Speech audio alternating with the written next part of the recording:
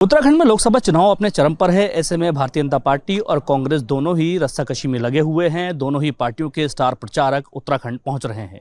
कल कांग्रेस की सबसे बड़ी स्टार प्रचारकों में गिनी जाने वाली प्रियंका गांधी रामनगर और हरिद्वार का दौरा करेंगी। हमारे साथ बात करने के लिए उत्तराखंड कांग्रेस के प्रदेश अध्यक्ष करण मेहरा हैं। जानेंगे उनसे। सर, स्टार प्रचारकों की जो फौज भाजपा ने उतारी है उसके मुकाबले आपकी एक स्टार प्रचारक अभी प्रदेश पहुंची हैं।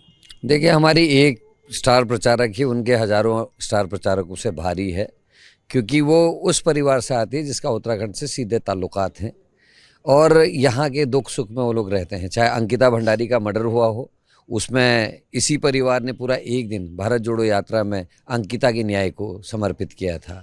जोशीमठ जब ढह रहा था, जोशीमठ जब टूट रहा था, तब वो इन्हीं का परिवार था जिसने चिंता जाहिर की और यहाँ के बड़े बड़े जूलॉजिस्ट और भूगर्भ वैज्ञानिकों को बुलाकर उस पर चर्चा की थी और यहाँ प्रभारी को भेजा था स्पेशली। उसके बाद अभी का जो हमारा मैनिफेस्टो, उसमें आप देखिए ग्रीन ट्रिब्यूनल में special transaction fund of India का गठन किया गया है, जिससे हिमालय राज्यों में जो भूस्खलन से होने वाली दिक्कतें हैं, जैसे जोशीमठ हुआ है, गोपेश्वर में हुआ है, अन्य जगह हुआ है, उसको प्रिवेंट करने के लिए व्यवस्थाएं की गई है। तो ये वो परिवार है जो लोगों के दुखों को समझता है, उत्तराखंड के दुखों को समझता है, इसलिए उनका आना ज़्यादा भारी है। मोदी आए चाहे कोई आए, किसी ने अंकिता की बात की? किसी ने हमारे अग्निवीर योजना के विरोध में बात की? किसी ने जोशीमठ की बात की? किसी ने हमारे किसानों की बात की? तो इसलिए जिन लोगों के ताल्लुकात उत्तराखंड के दुख और दर्द से हैं, उस परिवार से आई हैं और यहाँ के लोग उनसे अपने आप को कनेक्ट करते हैं, इसलिए ज़्यादा भारी है। अच्छा, उत्तराखंड की 5 सीटों में से पौड़ी सबसे महत्वपूर्ण मानी जा रही है।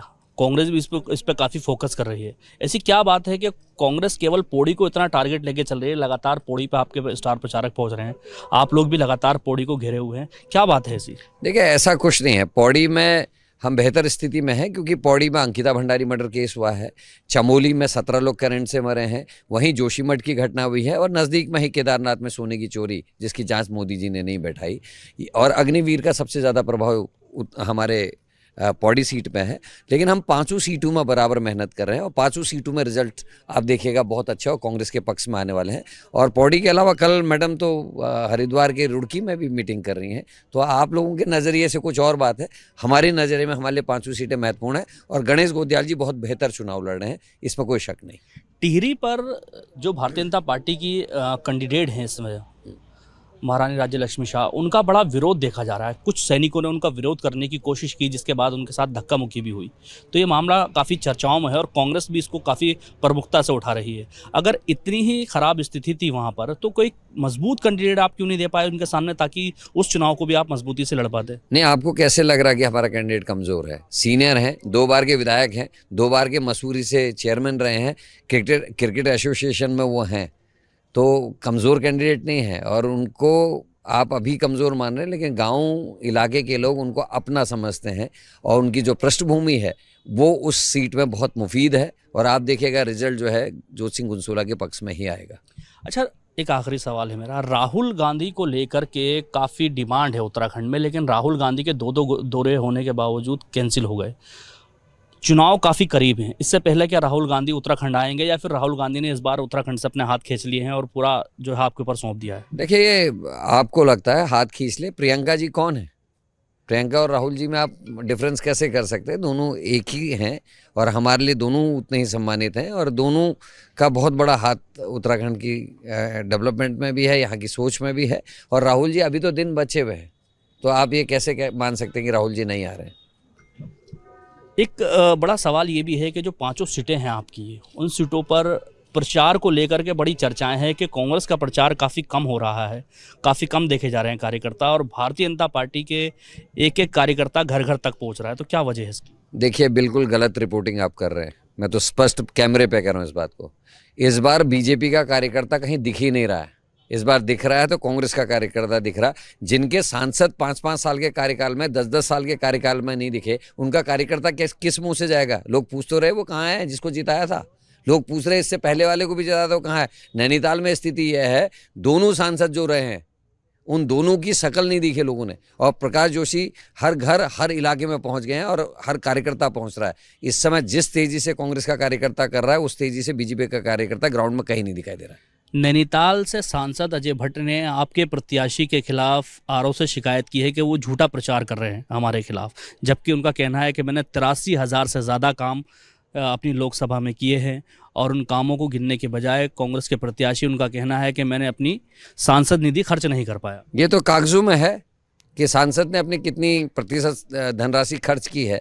कागज झूठ नहीं बोल रहे हैं। अखबारों ने जो लेख लिखे हैं उसी पे हमारे प्रत्याशी ने बात रखी है। और क्या गलत लिखा है उन्होंने लिखा कि अग्निवीर का विरोध होना चाहिए था। कुमाऊं और गढ़वाल रेजिमेंट का घर है ये उत्तराखंड, और यहीं से अजय भट्ट जी हैं, क्यों नहीं विरोध किया। वो कहते हैं कि रिजांगला, जिसके लिए हमारे शैतान सिंह जी ने अपनी जान दी, और रिजांगला में हमारे पूरी यूनिट में से 200 लोगों की यूनिट होती है, उसमें से 6 लोग, केवल 6 जवान बचे थे रिजांगला की लड़ाई में। उस रिजांगला को यूं ही दे दिया वापस, क्यों नहीं विरोध किया। जिस रानीखेत से उनको विधायक बनने का मौका मिला, उस रानीखेत में रिजांगला की धरोहर के रूप में एक रिजांगला ग्राउंड है, कम से कम उसी को याद करके रोक लेते। तो ये नाकामी है। पूरे 5 क्यों कहने की जरूरत पड़ी अजय भट्ट को कि मेरी जो कमियां हैं उसका खामियाजा मोदी जी को मत देना, उसकी सज़ा मोदी जी को मत देना। इसका मतलब खुद में अजय भट्ट जी इस बात को लेकर चिंतित हैं कि उन्होंने जो काम नहीं किए और लोग उनसे नाराज़ हैं, इसलिए वो मोदी जी के नाम का सहारा ले रहे हैं। हमारे कैंडिडेट की जहाँ तक बात है, वो सच बोल रहे हैं। उन्होंने जो 8 प्रश्न अजय भट्ट से पूछे उसका उत्तर दे देना। आरोप लगाने से या शिकायत करने से कोई फ़र्क नहीं पड़ता। कैसा लग रहा है चुनाव इस बार, मतलब कितनी सीटें जीत पाएंगे, आपका क्या? 5 में से 5 सारी सीटें जीतेंगे। और आपने जो कहा, कई चीज़ें आपने ऐसी कह दी भाई कि कार्यकर्ता नहीं दिख रहा। मुझे तो यहाँ अभी 9 बज गया, इस समय भी कार्यकर्ता दिखाई दे रहा, जहाँ जा रहा हूँ कार्यकर्ता दिखाई दे रहे हैं। ये भी एक कहावत है हमारे यहाँ, रावण रथी भी रथ रघुवीरा के रखा है। जहाँ बीजेपी का अकूत संपत्ति है, जो सुप्रीम कोर्ट के आदेश के बाद SBI की जब जांच हुई और जो इलेक्टोरल बॉन्ड की बात आई है, उससे साबित होगा कि क्या हुआ है। कांग्रेस के खाते सीज किए गए, कांग्रेस को परेशान किया गया, हमारे संसाधनों को रोकने की कोशिश हुई है। तो इस समय साधन नहीं है। साधन नहीं होने के बाद भी कांग्रेस का कार्यकर्ता चने खाकर, पानी पीकर प्रचार कर रहा है और बीजेपी को पानी पिलाने का काम करेगा। आपके 2-3 जो उम्मीदवार हैं वो जनता से पैसे मांग रहे हैं, चाहे गणेश गोदियाल हों, हरीश रावत हों या और अन्य हों, उनके पास पैसे ही ख़त्म हो गए हैं। तो चुनाव के लिए जनता से पैसे मांगे जा रहे हैं, QR कोड जारी किया, बैंक अकाउंट जारी कर रहे हैं, ऐसा कैसा हो रहा है? मतलब नहीं, ये इसमें गलती क्या है? जिससे वोट मांग रहे हैं उसी से पैसे भी मांगने, दिक्कत कहाँ? क्या इसमें मनाही है? कोई कानूनी रोक टोक है? इलेक्टोरल बॉन्ड से किसको पैसे मिले हैं? हम तो जनता से मांग रहे हैं ना, जिसके सामने जाने में शर्म नहीं होनी चाहिए। हमारी तो जो है देवता जो है जनता ही है। देवता ही हमारे को जहाँ पहुँचाएगा वहाँ पहुँचाएगा। हमारी जो जनता जनार्दन है उस पर हम मांग रहे हैं।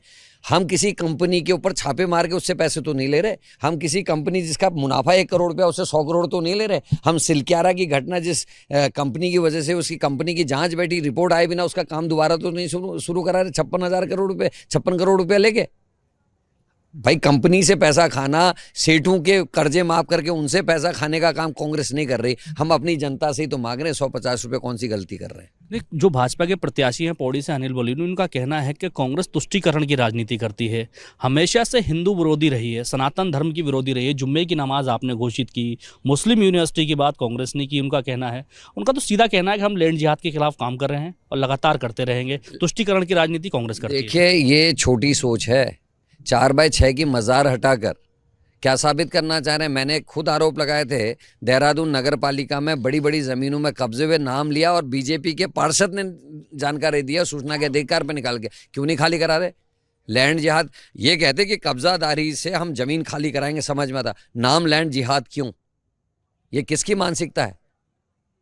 पूरे देश की इकोनॉमी ख़त्म कर दी। हम तो कहते हैं वो लोग चोर हैं जो गंगा जमनी तहजीब को तहस नहस कर रहे, जो आबे जमजम के पानी को गंगा के पानी से झगड़ा कराते हों, लड़ाते हों। ऐसे लोगों को वो ईश्वर सजा देगा, ये हम जानते हैं। अरे इतने बड़े सनातन धर्मी हो तो जोशीमठ जब टूट रहा था कहाँ चले गए थे? जिस दिन केदारनाथ में 230 किलो सोने, 23 किलो सोने की चोरी हुई, उसके बाद आज तक जांच क्यों नहीं बैठी? प्रधानमंत्री जाके वहाँ ध्यान करते हैं, अखबारों में छपता, आप लोग भी दिखाते हो, बड़े ध्यानी हैं, योगी हैं। आज क्यों नहीं पूछते? केदारनाथ में 223 किलो सोने की चोरी हो गई, उसकी जांच तक नहीं बैठा पाए ना योगी, ना मोदी, ना इनके धामी। किस बात के सनातनी हैं? जिस धरती पे शंकराचार्य जी ने कई वर्षों तक तपस्या की, जहां नरसिंह भगवान जी रहते हैं, जहां हमारे बद्रीनाथ भगवान 6 महीने प्रवास करते हैं जाड़ों में, उस जोशीमठ की बर्बादी में चुप रह गए, कुछ नहीं कर पाए। आज तक लोग तरस रहे हैं, कहाँ जाएं, क्या करें, विस्थापित तक नहीं कर पाए। तो ऐसे लोगों को सनातन धर्म की बात करनी नहीं चाहिए और याद रखना चाहिए, कोर्ट के आदेश के बाद आप मंदिर बनाए हैं, आपने स्वयं कुछ नहीं किया है। और उसका ताला किसने खोला, क्या उसकी हिस्ट्री है, जरा उसके ऊपर भी जाके बीजेपी बात करे, तब बात आए। चलिए, हमारे साथ बात करने के लिए कांग्रेस के प्रदेश अध्यक्ष थे। 19 तारीख को जनता किसके पक्ष में फैसला देती है ये देखने वाली बात होगी, लेकिन जीत का दावा फिलहाल कांग्रेस की तरफ से किया जा रहा है। Danish Khan, ABP live, Ramnagar.